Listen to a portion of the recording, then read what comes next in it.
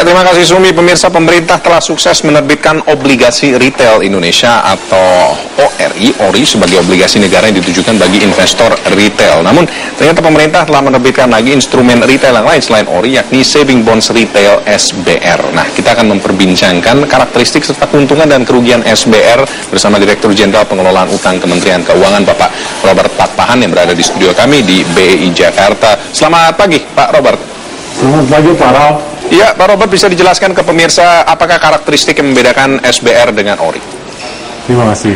Sebelum membicarakan perbedaan antara saving bond dengan ORI, pertama mungkin persamaannya.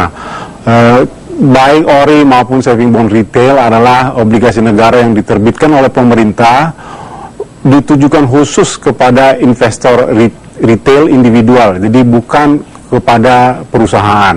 Kemudian tujuan penerbitannya adalah untuk mengisi defisit APBN, dan yang ketiga dimaksudkan penerbitan saving bond retail maupun ORI adalah memberikan kesempatan kepada masyarakat untuk berinvestasi di obligasi negara.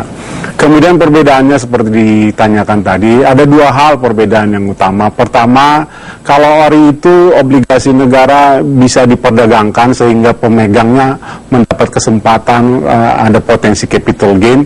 Saving bond retail kali ini adalah sifatnya tidak diperdagangkan, sehingga dari mulai dibeli sampai dengan jatuh tempo harus dipegang.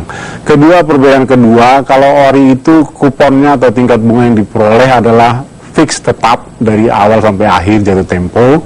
Yang kali ini saving bond retail cukup menarik, kita tawarkan floating kupon, sehingga kupon atau imbal hasil yang diterima itu floating, mengikuti tingkat bunga LPS, ada spread 125 basis point di atas LPS. Jadi dua hal itu yang berbeda, antara tradable dan tidak tradable, kemudian antara fix kupon dengan floating kupon. Bayarkan kepada investor ini bagaimana, Pak Robert, dan berapa besarannya? Kupon yang kita tetapkan untuk saving bond retail kali ini adalah di floor rate 8,75%, dan kupon ini akan dibayarkan setiap bulan kepada para pemegang saving bond retail. Dan saya katakan tadi, karena ini floating rate kupon, kita akan melakukan penyesuaian kupon tingkat bunga yang diterima setiap 3 bulan tergantung kondisi dari LPS rate. Jadi kalau di kemudian hari ada sesuatu terjadi, LPS rate naik karena tingkat bunga secara umum naik, masyarakat pemegang saving bond retail akan menikmati naiknya. Tetapi kalau tingkat bunga secara umum turun, floor rate 8,75% dijamin akan tetap diterima oleh masyarakat pemegang SBR 001. Lalu apa keuntungan maupun juga resikonya yang didapat apabila investor membeli SBR? Kalau risiko seperti seperti ORI biasanya, ini kan sama-sama diterbitkan oleh pemerintah Republik Indonesia, sehingga risiko gagal bayar sebenarnya tidak ada. Kalau di SBR 001 risiko yang mungkin yang nyata adalah bahwa dia tiba-tiba kalau perlu tidak bisa dicairkan sebelum jatuh tempo, yaitu 2 tahun. SBR 001 yang kita isu kali ini adalah dengan tenor 2 tahun sehingga jatuh temponya tahun 2016. Sekali dibeli dia harus hold sampai 2016. Itu saja sih yang mungkin menjadi tidak enak bagi pemegang SBR 001. Tetapi keuntungannya adalah kupon tadi bisa naik apabila terjadi kenaikan tingkat bunga secara umum. Oke, kupon lebih tinggi dari tingkat bunga penjaminan LPS. Lalu bagaimana cara pemesanan SBR 001, Pak Robert? Baik. Kementerian Keuangan telah menandatangani persetujuan dengan ada 21 agen penjual, terdiri dari 18 bank umum dan 3 perusahaan sekuritas. Masyarakat yang tertarik ingin membeli SBR 001 ini bisa mendatangi salah satu cabang dari para agen penjual kami. Kemudian di sana harusnya diberikan petunjuk, tinggal buka account, membayar sesuai pesanan.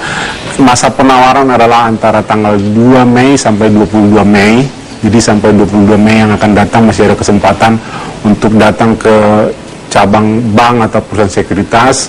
Nanti tanggal 26 Mei akan kami tetapkan penjatahan siapa yang menang, dan settlement dilakukan tanggal 30 Mei. Oke, lalu bagaimana dengan struktur SBR 001? tiap unit daripada obligasi SBR 001 ini harganya adalah Rp1.000.000. Pembeliannya minimal 5 unit. Jadi setiap individu yang mau membeli wajib membeli minimum Rp5.000.000 dalam kelipatan 5 juta. Kemudian nanti maksimal dia boleh memiliki sampai dengan 5 miliar. Kupon dibayarkan tiap bulan, kemudian adjustment atau penyesuaian kupon rate-nya itu dilakukan setiap 3 bulan, jatuh tempo nanti setelah 2 tahun. Dan hingga saat ini sudah berapa pemesanan yang masuk? Sampai dengan hari kemarin tanggal 12 Mei, jumlah saving bond retail yang telah dipesan oleh para investor retail adalah kurang lebih 1,4 triliun.